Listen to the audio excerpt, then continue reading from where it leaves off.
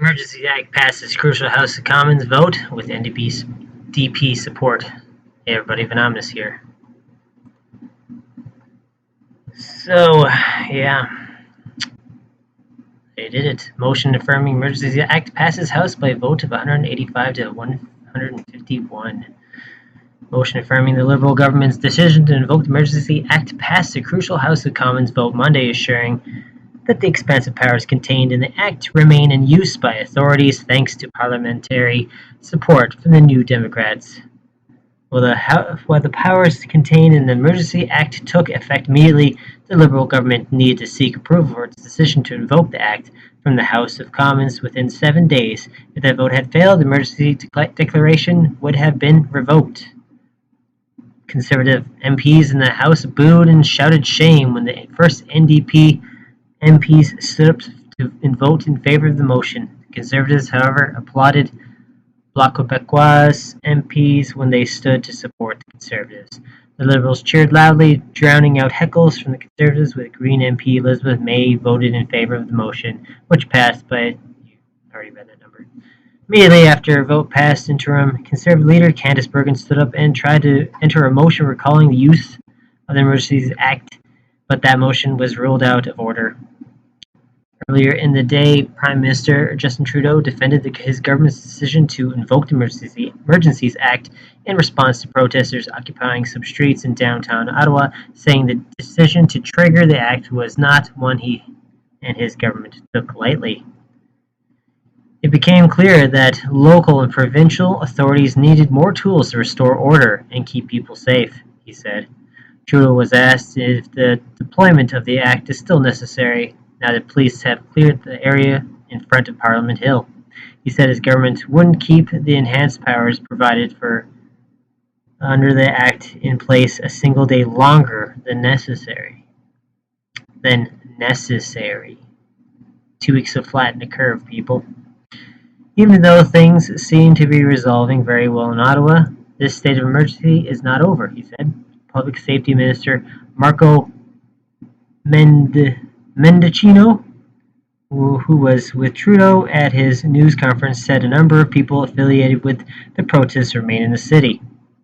We have to remain vigilant, and not only in Ottawa, but at our ports of entry, he said, referring to a number of blockades and Canada-US border crossings, including Coutts, Alberta, and Windsor, Ontario. Last week, the federal Liberals invoked the Emergencies Act for the first time since its passage in 1988 to deal with an anti-vaccine mandate protest that had been occupying downtown Ottawa for weeks. The measures set out in the Act have been in effect ever since. The New Democrats indicated early on that they would support the government's use of the Act, but urged the Liberals to tread carefully and said they are reserving the right to pull support at any time. We showed a concern of our many Canadians that the government may misuse the powers in the Emergency Act, so I want to be very clear. We will be watching. We will withdraw our support if at any point we feel that these powers are being misused, NDP leader Jagmeet Singh told the House at the start of the debate on Thursday. Singh again promised his party's reluctant support for triggering the Emergency Act early Monday, saying New Democrats are prepared to trigger a second vote if they decide that the measures provided for under the Act are no longer necessary. It's not a blank check. We prepared to pull our support as soon as the Act is no longer needed, he said Monday. The Act states that it cannot be enforced for more than 30 days from the date it was invoked, in this case, February 14th. Singh said New Democrats would not support its use for that long and called on the government to provide regular updates to MPs. Okay. At least 2 Liberal MPs expressed doubts about the continued use of the Act in the lead-up to the vote. Ontario MP Nathaniel Erskine Smith said that despite reservations, he would support the motion because the vote was a question of confidence, one that would trigger a general election if the government loses. I'm not convinced that the emergency measures should continue to exist beyond today, he said during the House of Commons debate on Monday. The disagreement I've expressed here does not amount to non-confidence, and I have no interest in an election at this time. Quebec MP Joel Lightbound echoed Erskine Smith, saying he would vote against the use of the act if it wasn't a confidence vote. Conservatives oppose use of act.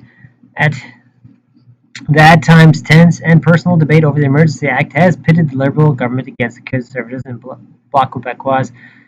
A combination Liberal MP Kevin Larimer referred to as an unholy alliance. In a statement Monday after the vote, Burgeon said the fight isn't over. Conservative MPs stood up for Canadians' vote against the government's overreach. The Emergency Act was not necessarily clear to blockades. The government already had all the tools they need under current Canadian law. We'll continue to fight this paragraph, blah, blah, blah. Conservative MP Pierre Poilievre, who is seeking his party's leadership, accused Prime Minister Trudeau of engineering the crisis for political gain. They have attempted to amplify and take advantage of every pain, every fear, and every tragedy that has struck out throughout this pandemic in order to divide one person against another and replace the person's freedom with the government's power, he said Saturday. Almost done. Conservatives argued that the protests did not rise to the level of an emergency and did not warrant the use of extraordinary power. Bloc Québécois leader Yves Francois Blanchet said the government didn't need to invoke the Emergency Act, that what it needed to do was provide Ottawa police with additional officers to remove the protesters.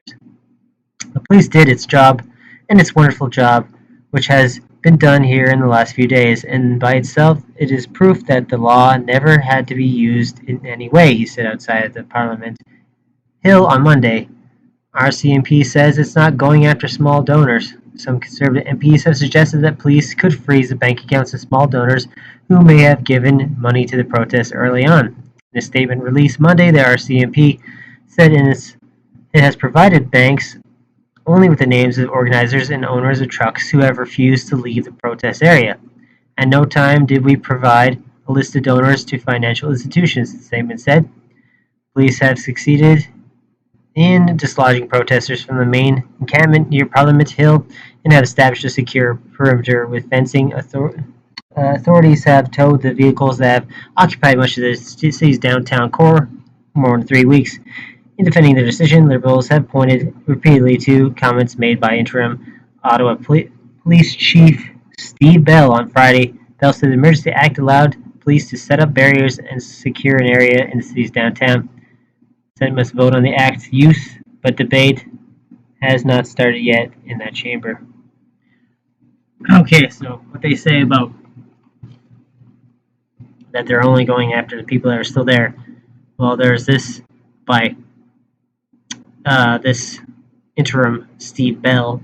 We will actively look to identify you, Ottawa Police Chief warns departed protesters. Departed protesters. Protesters that left. Metal fencing, concrete barriers, and parked police cars blocked areas and swaths of blocks of South Parliament Hill. Downtown Ottawa seemed eerily calm Sunday after the tumult of weeks of occupation, but at the last of the protesters headed away from the streets, now controlled by police, they were warned criminal charges could follow them home. If you are involved in this protest, we will actively look to identify you and follow up with financial sanctions and criminal charges. Completely the opposite of what was said. But I guess that was the RCMP's statement, not the Ottawa Police's statement, correct? Ottawa Police tweeted Sunday. A day earlier, interim police chief Steve Bell was asked whether police would continue to go after these protesters who had remained in Ottawa even if they chose to go home at some point. Simple answer is yes, he said, adding the investigation would go on for months to come. You have my commitment that that investigation will continue and we will hold people accountable for taking over our streets. We will hold people. The police began moving in Friday and they cleared them all out. We already know that. Yep. On the street, protester trucks parked since late January have been replaced by police vehicles. Many from the Ontario Provincial Police were fewer than 48 hours earlier. Protesters had honked their horns, chanted freedom, and shouted "Hold the line." The air was silent. Protest signs had lined the stone fence in front of the Parliament. Buildings were gone. Only some stray hay from bales the protesters had brought in littered the ground in front of the Tourist Information Office. Metal fencing, concrete barriers, and parked police cars blocked access to swaths of blocks of South Parliament Hill, with police controlling access to the cordoned-off area. It was largely deserted, as streets already plowed with snow and almost entirely clear of debris. Only uniformed officers, photographers, and some camera crews wandered the streets in a short walk through and around the area. National Post had to show credentials multiple times. So,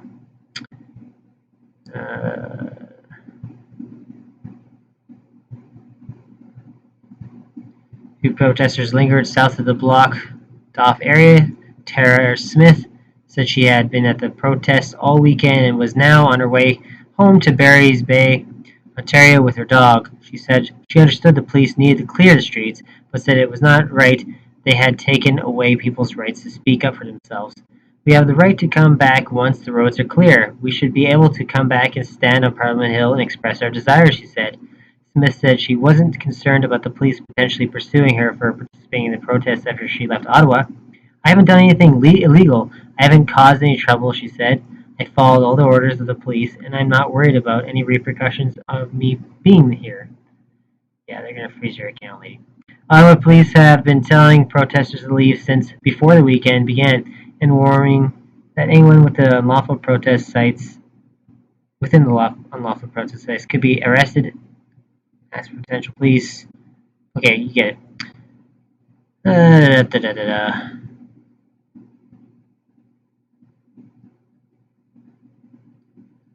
By Sunday, police said 191 people have been arrested, 107 people charged, and 79 vehicles towed. The Province Special Investigations Unit was looking into two incidents Saturday using anti-riot weapons, and on an incident Friday where a 49-year-old woman was seriously injured after interaction with an officer on horseback. At the Ottawa Police Press Conference Saturday, Bell noted that are different streams to the ongoing investigations from a federal finance level, from a provincial licensing level, from a criminal code level, from municipal breach of court order, breach of court injunction level. It will be complicated and time-consuming investigation that will go on for a period of time. As a part of the Liberal government's invocation of the Emergency Act, banks began freezing accounts linked to the protests. The government also said it would force crowdsourcing sites to report suspicious transactions and register with the Financial Transactions and Report Analysis Centre of Canada, FinTrack. Charlottetown University Assistant Professor Leah West said that the government had been clear that the financial penalties invoked under the Emergencies Act can apply only while the Act is in force, 30-day period, unless both of the House of Commons and the Senate agree to an extension. Finance Minister Chrystia Freeland has said the government will introduce legislation to make the new fintech powers permanent. Permanent. Make the powers permanent. But West noted in an email that when the powers under the Emergency Act expire, that doesn't mean that other tools, like the ones we saw used in provincial courts, won't apply. That includes the court order to put a freeze on U.S. Christian fundraising sites GiveSendGo, distributing the more than $8 million it had raised for the protesters. Friday, GiveSendGo said some of the funds have already been paid out. As this plays out with the Canadian government, there have been steps taken to prevent the funds from being frozen. Currently, the bulk of the funds are in an undisclosed U.S. bank, the platform said on Twitter. Right now, the teams involved are actively discussing legal options for getting the funds where they need to go. They asked donors not to request refunds, as their funds will be needed for the truckers and their legal teams. So there you have it. And here they mentioned that she wishes to make some of these tools permanent. Well, let's just hear her words. In terms of the financial instruments which our government is using right now, to act against these illegal blockades and illegal occupation, we reviewed very, very carefully the tools at the disposal of the federal government. And we used all the tools that we had prior to the invocation of the Emergencies Act, and we determined that we needed some additional tools. Now, some of those tools, we will be putting forward measures to put those tools permanently in place. The authorities of FinTrack, I believe, do need to be expanded to cover crowdsourcing platforms and payment platform and their payment providers. So that is something that we need to do, and we will do, and that needs to be in place permanently. Some of these other tools, like the sharing of information between law enforcement and financial services, and the requirement of financial services to be reviewing their accounts proactively, and the immunity from prosecution that we have provided to them in doing this. These are extraordinary measures that we absolutely believe are necessary in the current circumstances, that are having an impact, and let me also point out, having a peaceful impact. And the other aspect of the financial tools that I would point to as being really effective and important is being clear that insurance on trucks that participate in these illegal occupations and blockades will be suspended. So we didn't have those tools. I don't believe that those tools should be part of the toolbox of a government in ordinary times, but they are necessary in these extraordinary circumstances, and they are having a very clear impact. There you have it. They want to track all your transactions.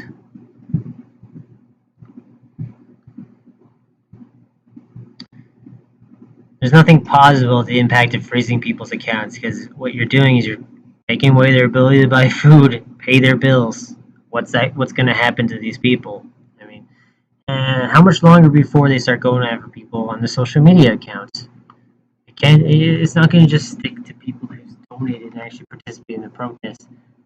There's no doubt this is going to extend to the social media realm for anyone who was in support. So, I mean, this is a huge threat to free speech. And we'll bet you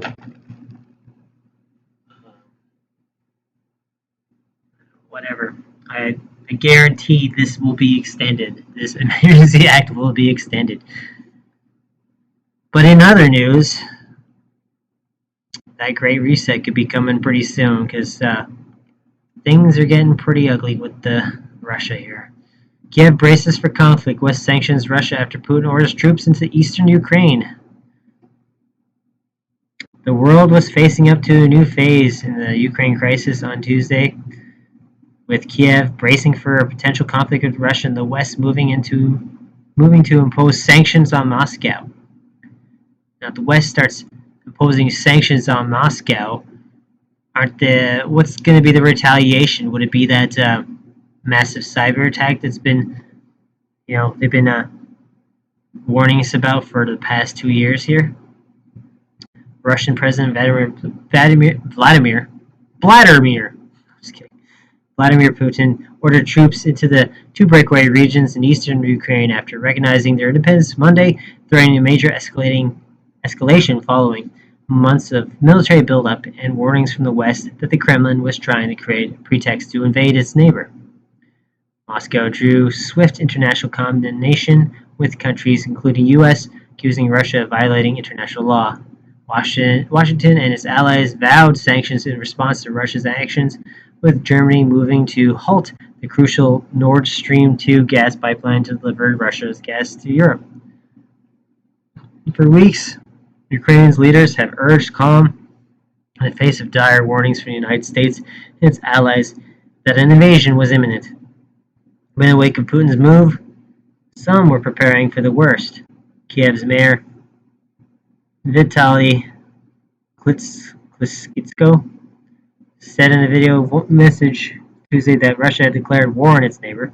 From the actions of the Russian authorities, we see that Russia has in fact declared war on Ukraine. There are masses of Russian troops who are coming there all night, he said, referring to the two Moscow-backed separatist areas in the country's east. Ukraine's defense minister, Alexei Reznikov, said in a message to the country's army Tuesday, there are difficult challenges ahead. There will be losses. We will have to go through pain, overcome fear and despair. Still, he urged his soldiers and generals to keep calm. Putin's actions late Monday came after days of escalation in the ongoing conflict between Kiev's forces and Russian-backed separatists in Ukraine's east. Russian officials haven't yet acknowledged any troop deployment to the rebel-controlled regions, but officials there and beyond suggested troops had already moved in. Russia's decrees of independence framed the troops as peacekeepers, which U.S. Ambassador to the United Nations Linda Thompson-Greenfield dismissed as nonsense.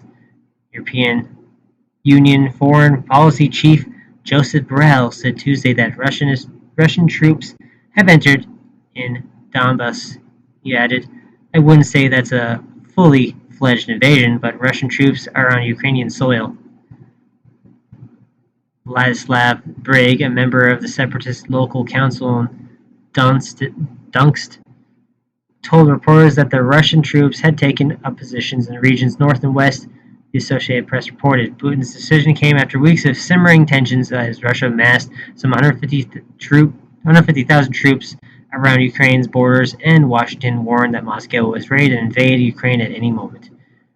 Surrounded Ukrainian officials preached calm and told their compatriots that the possibility of an invasion was low, but that they were ready to face any threat. On Tuesday, residents of the capital, Kiev, continued to go about their usual business, enjoying warm, wintry weather. Women sold tulips on the side of the road in city centers, while metro trains were packed at the start of the workday. But Putin was on the mind. Why should Russia recognize the rebel-held regions? If neighbors come to you and say, this room will be ours, would you care about the opinion or not? It's your flat, and it will be always your flat. Maria, long last name, 48-year-old painter in the Ukrainian capital, told the Associated Press. Russian-backed separatists in Ukraine's Donetsk and Luhansk, I don't know these names, man, regions, collectively known as the Dumbass, broke away from Kiev in 2014 and proclaimed themselves independent people's republics. Since then, they have been fighting Ukrainian forces in prolonged conflict that had claimed thousands of lives and remain unresolved. Although Russia has denied its military presence in the region, it's been accused of propping up separatists with weapons and financial support. Addressing its nation in the early hours of the morning Tuesday, Ukrainian President Volodymyr Zelensky said Kiev unequivocally views Russia's actions as a violation of its sovereignty and territorial integrity, but he sought to project calm, telling Ukrainians there is no reason for your sleepless night. They woke Tuesday to what appeared to be more perilous reality. So, I mean, if this happens and the sanctions go forth and let's move now to the mood in Moscow and this plays on automatically without me wanting it to, and Russia strikes back with, say, the Great Reset attack, and we have a short amount of time then, people, to get ourselves prepared. If you haven't already, what are you doing for your food? What are you doing for your finances? You gotta think about these things, because you might not be able to access the internet very soon. Interesting enough, Putin invokes Soviet heroes Lenin, Stalin, says Russia created Ukraine. Russian President Vladimir Putin justified backing the separatist regions in conflict with Ukraine Monday in a I said Ukraine Monday in a speech containing claims that former Russian leaders Joseph Stalin and Vladimir Lenin wrongfully gave Ukraine the land. His speech, Putin announced Russia would recognize the independence of the self-proclaimed Donetsk People's Republic and Luhansk People's Republic. The Russian president's announcement comes after years of fighting in the dumbass. It was dumbass, but I guess it was a typo in the other article. It's dumbass region, and well, it's stoked fierce criticism from the West. Putin argued the area rightfully belongs to Russia. While Putin didn't outright declare war on Ukraine, he rallied against the belief Ukraine was a separate entity from Russia. He said Ukraine was built by Russia and has little to no culture or identity outside of Russia. Let's start with the fact that modern Ukraine was entirely created by Russia, more precisely by the Bolshevik Communist Russia. This process began almost immediately after the 1917 revolution, Putin said on Monday. Putin added that Lenin, who rose to power after the downfall of the Romanov royal family, was the author and creator of Ukraine. He said Lenin made a mistake when the Bolsheviks gave land to Ukraine, but claimed they did so to stay in power no matter what. He also blamed Stalin for transferring Ukraine, some lands that previously belonged to Poland, Romania, and Hungary. In 1954, for some reason, former President Nikita Khrushchev took Crimea from Russia and gave it to Ukraine. Actually, this is how the territory Soviet Ukraine was formed, Putin said. Putin made a similar argument last summer when he called the Russians and Ukrainians one people. He accused Ukrainian leaders of opposing Ukrainization of those who did not see themselves as Ukrainian. The Russian president also said Bolsheviks bestowed generous territorial gifts because they dreamt of a world revolution that would wipe out national states. It is no longer important what exactly the idea of the Bolshevik leaders who were chopping the country into pieces was. We can disagree about minor details, background and logics behind certain decisions. One fact is crystal clear: Russia was robbed indeed, Putin wrote in the summer essay. Excuse me. The Russian president reiterated on Monday that Russia was robbed. Former remarks. Emmanuel Macron, German Chancellor, also his tensions. They're annoyed with his talk and decision to, with the regions. But anyways, so the staging of the war, WW3, I guess, perhaps. Either way, it could result in the Great Reset that we've been hearing talk of for quite some time. What is this one? Here's an interesting video I came across, and you'll notice the mention of Putin in the later half of the video. Questions and comments. The honourable member for Oshawa. Thank you, Mr. Speaker, and I listened to my colleague's speech. I had a constituent that wanted me to ask a question about outside interference to our democracy. Klaus Schwab is the head of the World Economic Forum, and he bragged how his subversive WEF, World Economic Forum, has, quoted, infiltrated governments around the world. He said that his organization had penetrated more than half of Canada's cabinet. I was wondering, in the interest of transparency, could the member please name which cabinet ministers are on board with the WEF's agenda? My concern is the deputy. Order. And they cut him off. I know that the member was in a really good question there, but the audio is really bad. No, it's not. It was really bad as well. And I apologize. The audio is quite clear. If the member, okay. Let's try again. Not for the second half of the video. The honourable member for Timmins James Bay. Mr. Speaker, that member was promoting open after this guy. disinformation. Open disinformation. We have to call out disinformation. We'll get into debate again. The honourable member. It's disinformation, is it? Comments. The honourable member for Lambton, Kent, Middlesex. And I have Here we to go with say, the second half. When I mention now names like Mrs. Merkel, even Vladimir Putin and so on, say all Vladimir Putin, but apparently all have been young global leaders of the World Economic Forum. Mm-hmm. Apparently, that's what he says. He says that Vladimir Putin has been part of the young global leaders. You can't find it anywhere on the website. Doesn't necessarily. It could be bullshit. Could be just saying that because this guy, you don't realize Klaus Schwab is just a face, right? He's not actually this all-powerful creature here. He's just a face for us to distract us. But it doesn't mean what's going to happen isn't going to happen just because the face here says it. The Great Reset is definitely part of the agenda. The big, the mass disruption of power in our. Oh, what's going on here? What's it doing? Anyways, oh, I was stepping on stuff. That's what happened. Okay, go away, thing. Anyways, what was I saying? Very much part of the agenda is the Great Reset, obviously. Resetting us all, bring us into this new world system. And I think there will be a war. Now, whether it'll last a while or not, who knows? Who knows how long it will go for? I don't think it will go for more than a few years. But it's something that's on the plate. It's on the table here. Part of the reset. Because while that all goes down, and they hit us with that cyber attack, the cyber virus, as Klaus Schwab said, it would be worse than the C-19er. Remember? When all that hits, it'll be during wartime, and that's when all the troops in the West will be drawn out of the North America, U.S. and Canada, and then the UN will come in. They're already making their way in there as I forgot to grab.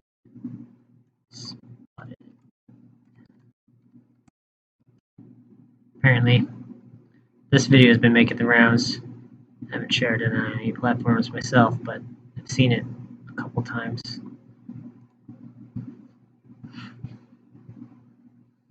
I don't know this website. Just grabbed the first one I can see. UN airplane North Bay, Ontario video goes viral on social media.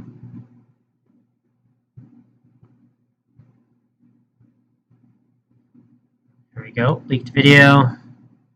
UN airplane in North Bay, Ontario.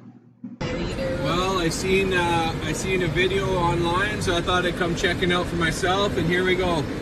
United Nations plane right here in North Bay. This isn't even the video I saw. I wonder where all those cops in Ottawa came from. And there's no snow on it. It just snowed last night.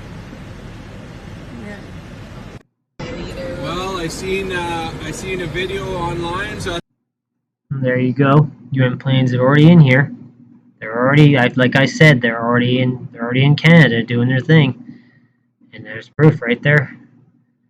But yeah, there you gotta have the UN in here because when that war takes off, troops are gonna be out, UN's gonna be in, and some sort of manufactured crisis that will also extend the Emergencies Act. Not that the war won't even be enough. The war will be enough to extend it alone, but with the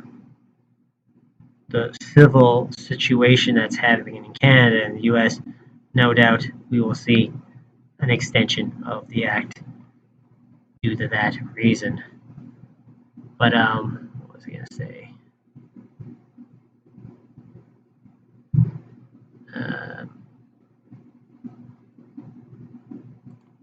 I wanted to go back once again to the New Order of Barbarians. I mentioned it, I think, in the last video.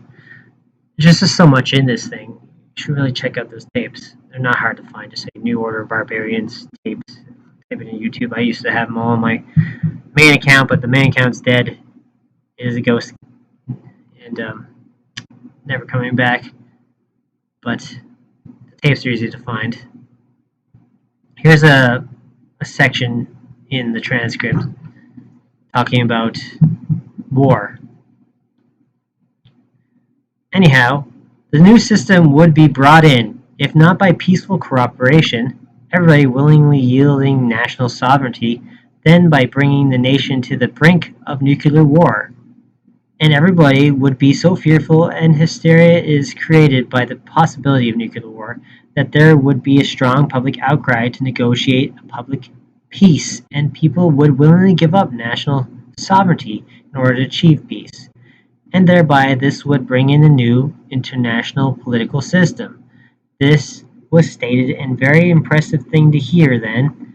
If there, quote, there were too many people in the right places who resisted this, there might be a need to use one or two, possibly more, nuclear weapons. As it was put, this would be possibly needed to convince people that we mean business.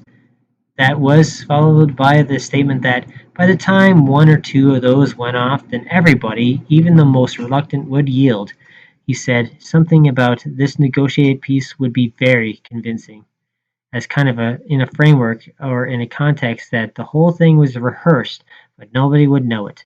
People hearing about it would be convinced that it was a genuine negotiation between hostile enemies who finally had come to the realization that peace was better than war. If you think Putin, if you think China, if you think North Korea, if you think any of those people are not on the same page as people in the West and other countries, then you're probably should watch this channel more and all the Truth Movement. You should be following the Truth Movement because they're very much all on the same page. They're all playing their parts. Putin is a puppet, just like Biden is a puppet. They're all puppets working together to bring in this new world order system, this world state. 10 world controllers, just like in Brave New World. 10 kingdoms, 10 world controllers. It all adds up to the same thing. So, that said, that's pretty much all I had to talk about. I just wanted to get that out, warn y'all about something possibly going down soon. Speaking of which, I have a re-upload from my previous channel that was taken down. I am Orelf. I've re-uploaded a video from December 9th of 2020 called Circuit Breaker Lockdown. It's set to premiere today at 2:22 p.m. See all the twos? Today is a very significant day, and who knows what happens at 2:22 p.m. Hopefully my video will be playing. That's all I can say. But yeah, that was a pretty important video. I thought suited what was coming up, especially with the whole Russia war thing. Anyways, check that out at 2:22 p.m. That's my time, so my time is Newfoundland time. But with that said, please check that out if you get a chance. I thank you so much for your time and attention as always. Please feel free to comment what your thoughts are and all this craziness that's going on. And please like and share the channel. Why you hiding it from everyone? What you guys selfish and holding me? You're just keeping me for yourselves, man. Share me out, man. I'm just kidding. If you'd like to support the channel, you can do so in the links in the description below. And with that said, this is Anonymous reporting from the Brave New World, and I'll catch you all next time.